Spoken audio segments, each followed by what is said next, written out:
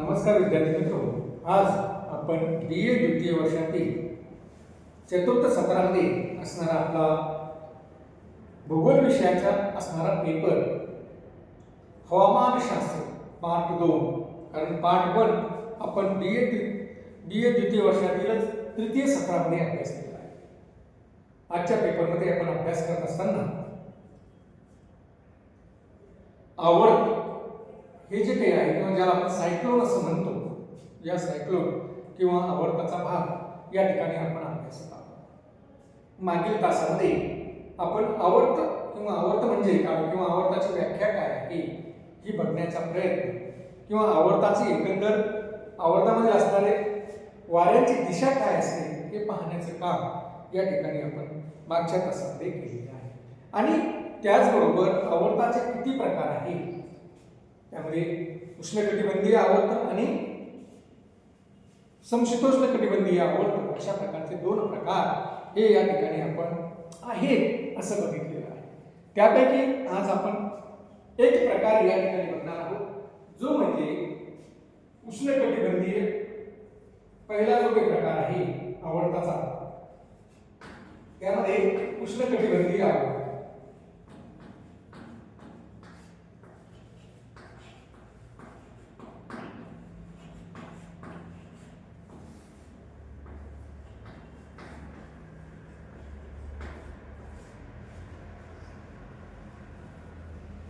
आता उष्णकटिबंधीय आवर्त म्हणजेच की दोन्ही गोलार्धामध्ये साधारणतः उष्णकटिबंध म्हणजे आपण बघतोय की पृथ्वीचा जर आपण विचार केला तर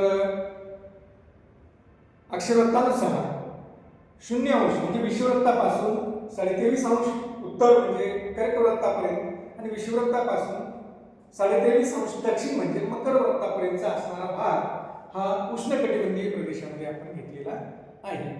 आता त्यामध्ये देखील हे जे काही आवर्त निर्माण होतात उष्णकटिबंधातील आवर्त हे साधारणतः 15 अंश उत्तर आणि 15 अंश दक्षिण अक्षवृत्ताच्या दरम्यानच निर्माण झालेले आपल्याला दिसून येतात. आणि खास करून महासागराच्या भागात ज्या ज्या ठिकाणी महासागराचा भाग या 15 अंश उत्तर आणि 15 अंश दक्षिण मध्ये आहे अशा महासागराच्या भागामध्ये हे आवर्त निर्माण झालेले आपल्याला दिसून येतात. अशा प्रकारच्या निर्माण होणाऱ्या आवर्ताला आपण उष्णकटिबंधीय आवर्त असं या ठिकाणी म्हणतो. म्हणजे 15 अंश उत्तर ते 15 अंश दक्षिण या भागामध्ये महासागराच्या भागामध्ये जे काही आवर्त निर्माण होतात या आवर्तांना आपण उष्णकटिबंधीय आवर्त असं या ठिकाणी म्हणतो. मग या दोन्ही गोलार्धामध्ये खास करून हे जे काही आवर्त निर्माण होतात या आवर्त निर्माण होत असताना आपण बघितलंय की साधारणतः 0 अंश ते 23.5 अंशाच्या दरम्यान जे काही वारे वाहतात त्या वाऱ्यांना आपण व्यापारी वारे म्हणतो. साधारणतः 23.5 नंतर प्रति व्यापारी वारे आणि 50 अंश अक्षवृत्तानंतर ध्रुवीय वारे अशा 3 प्रकारचे वारे ज्याला आपण ग्रहीय वारे असे म्हटले आहे. हे 3 प्रकारचे वारे हे प्रामुख्याने पृथ्वीवर आपल्याला सार्वत्रिकरित्या सर्वच ठिकाणी आपल्याला अशा प्रकारचे वारे दिसून येतात. त्यामध्ये व्यापारी वाऱ्यांच्या असणाऱ्या या भागामध्ये, कारण उष्णकटिबंधाचा भाग आहे म्हणजेच 0 अंश ते 23.5 अंश अक्षावृत्ताच्या दरम्यानचा भाग आहे. म्हणजेच ज्यावेळेस आपण 0 अंश ते 15 अंश उत्तर आणि 0 अंश ते 15 अंश दक्षिण याच्या दरम्यानचा विचार करतो त्यावेळेस या भागामध्ये व्यापारी वाऱ्याचं संचलन हे नियमितरित्या चाललेलं आपल्याला दिसतं. व्यापारी वारे या ठिकाणी नियमितरित्या वाहताना आपल्याला दिसतात. अशा भागामध्ये हवेचे केंद्रीकरण होऊन सागरावरील वायुराशी व भूभागावरील वायुराशी यांच्या संयोगाने आवर्ताची निर्मिती झालेली आपल्याला दिसते. बघा, या ठिकाणी आपण जर बघितलं तर या उष्णकटिबंधीय प्रदेशामध्ये किंवा उष्णकटिबंधीय आवर्ताची निर्मिती होत असताना नेमकं या ठिकाणी दोन कोणत्या भिन्न वायुराशी एकत्र येतात, तर या ठिकाणी दोन प्रामुख्याने भूमिखंडावरील असणारी वायुराशी की जी उष्ण असते, कोरडी असते, आणि महासागरावरून येणारी वायुराशी ही त्या मानाने थंड आणि बाष्पयुक्त असते. मग या वायुराशी ज्या ठिकाणी दोन्ही वायुराशी ज्या ठिकाणी एकत्र येतात त्या ठिकाणी मात्र काही भागात कमी दाबाचा प्रदेश निर्माण होतो, तर काही भागामध्ये जास्त दाबाचे केंद्र निर्माण होतात. आणि मग ज्या ज्या ठिकाणी कमी भाराचा किंवा कमी दाबाचा केंद्र निर्माण होतो त्या भागामध्ये आपल्याला हे उष्णकटिबंधातील आवर्त निर्माण झालेले आपल्याला दिसून येतात किंवा या आवर्ताची निर्मिती झालेली दिसून येते. आता या आवर्ताच्या निर्मितीसाठी जी आदर्श परिस्थिती लागते ती म्हणजे सागराचा भाग हा भूभाग, सागराचा जो काही भाग आहे तो मोठा असावा. म्हणजे ज्या ठिकाणी सागर आहे तो मोठ्या स्वरूपाचा असावा. भिन्न तापमानाच्या वायुराशी त्या ठिकाणी एकत्र आल्या पाहिजे.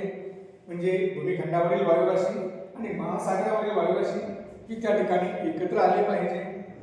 तिसरं, त्या ठिकाणी वायुराशीच्या निर्मितीच्या अगोदर हवा ही शांत असली पाहिजे. हवा ही कशी असली पाहिजे की शांत, ज्यामुळं या वायुराशी एकमेकांमध्ये सहजतेने मिसळतील, या वायुराशी एकमेकांमध्ये संयोग होईल आणि त्यामुळे निश्चित अशा भागामुळे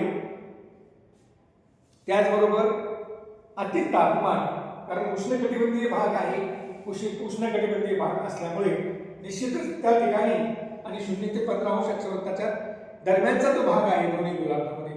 आणि या ठिकाणी सूर्याची सूर्यकिरणे ही लंबरूप स्वरूपामध्ये अधिक पडतात, अधिक वेळेपर्यंत पडतात आणि अधिक वेळेपर्यंत लंबरूप स्वरूपामध्ये सूर्यकिरण पडल्यामुळे निश्चितच सूर्याची येणारी उष्णता या भागाला अधिक प्रमाणात मिळते. म्हणून त्या ठिकाणी अति तापमान देखील आपोआपच त्या ठिकाणी निर्माण झालेलं असतं. आणि यामुळे आपल्याला असं दिसतं की सागरी भागामध्ये आवर्त निर्माण झालेले आपल्याला दिसतात. म्हणजे या उष्णकटिबंधीय भागामध्ये किंवा उष्णकटिबंधीय आवर्त निर्माण होण्यासाठी जी आदर्श परिस्थिती आहे ती प्रामुख्याने दोन्ही गोलार्धात 0° ते 15° दरम्यान आपल्याला दिसते. कारण 0° ते 15° दरम्यान ज्या ज्या भागामध्ये मोठा सागराचा भाग आहे, जिथं दोन भिन्न वायुराशी एकत्र येतात, जेथील हवा ही जास्त वाहत नाही किंवा शांत प्रकारची हवा त्या ठिकाणी आहे. निश्चित व्यापारी वारे जरी वाहत असले तरी व्यापारी वाऱ्यांची वाहण्याची गती ही या भागामध्ये कमी असते.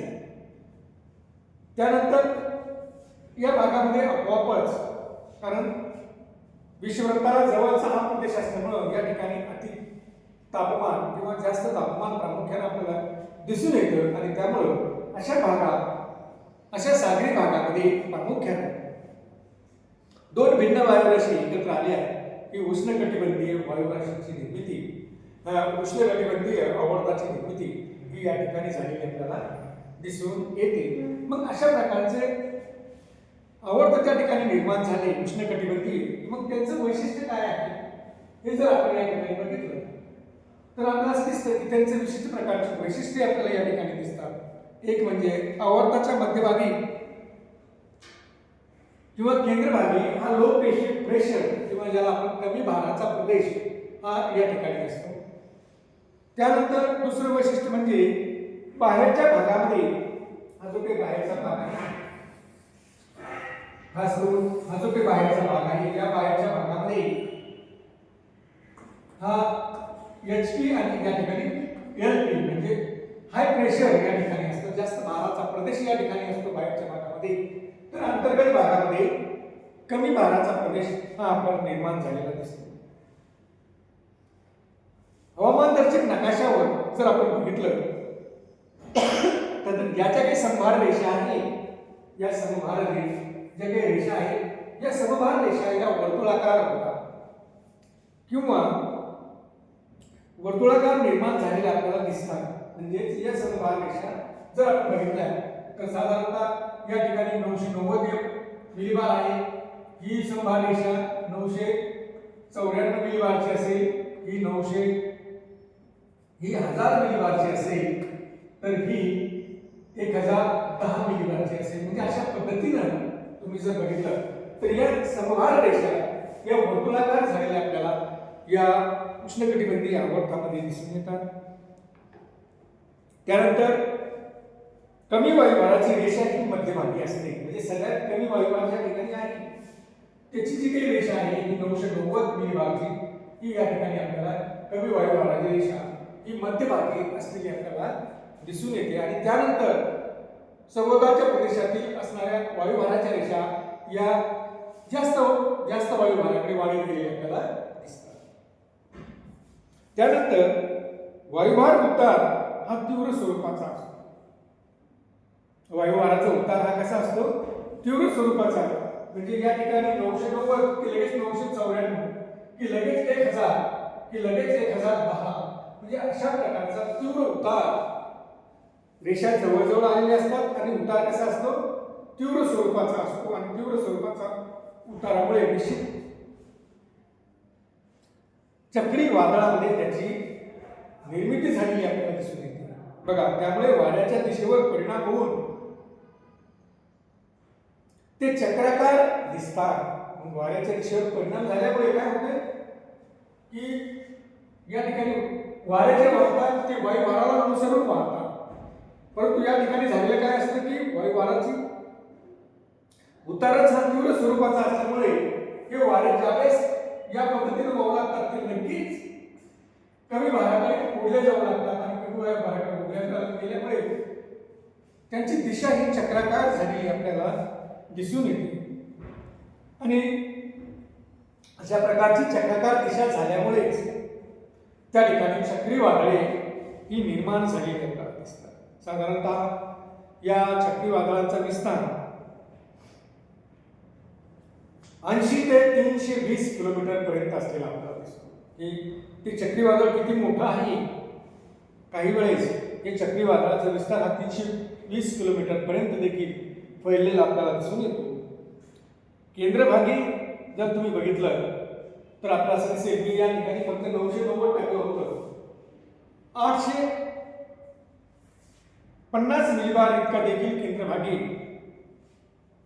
किंवा 960 मिलीबार इतका देखील केंद्रभागी हा वायुभार झालेला आपल्याला दिसतो. म्हणजे इतका कमी वायुभार हा केंद्रामध्ये आपल्याला दिसतो. आणि वायुभार कमी असल्यामुळे निश्चितच चक्रीवादळाची तीव्रता वाढते. जसं केंद्राचा वायुभार हा कमी असेल, इतका कमी असेल तितकी त्या चक्रीवादळाची असणारी तीव्रता ही जास्त असते. कारण तितक्या गतीनं सभोवतालच्या जास्त वायुभाराच्या प्रदेशाकडून वारे या प्रदेशाकडे वाहत येतात आणि जास्त गतीनं हे वारे वाहत येत असल्यामुळे त्या चक्रीवादळाची तीव्रता देखील तितकीच वाढलेली आपल्याला दिसून येते. आवर्ताच्या अति कमी दाबाच्या केंद्राला आवर्ताचा डोळा असं म्हणतात. म्हणजे आवर्ताच्या अतिशय जो काही कमी वायुभाराचा प्रदेश असेल की ज्यामुळं एक गोलाकार भाग त्या ठिकाणी निर्माण झालेला असेल त्या ठिकाणी याला आपण आवर्ताचा डोळा असं म्हणतो. म्हणजे हा झाला आवर्ताचा डोळा किंवा आवर्ताचे केंद्र.